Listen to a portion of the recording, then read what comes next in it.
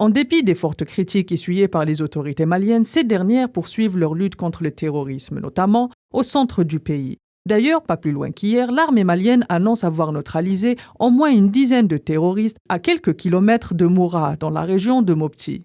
Selon beaucoup d'observateurs, le centre du Mali est le nouveau fief des groupes armés. Les autorités maliennes ne sont pas les seules à avoir au cœur de leurs préoccupations la lutte antiterroriste. Le Burkina Faso n'est pas en reste. D'ailleurs, le pays compte grossir ses rangs de près de 3000 militaires supplémentaires, a annoncé l'armée du Burkina Faso.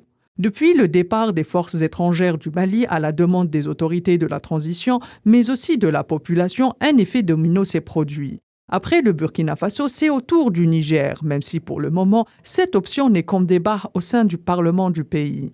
Au regard des enjeux sécuritaires et de la progression du terrorisme dans cette région du continent, le défi majeur des autorités est la mise en place d'une stratégie de stabilisation, une stratégie qui devra se traduire en deux volets, sécuritaires mais aussi socio-économiques.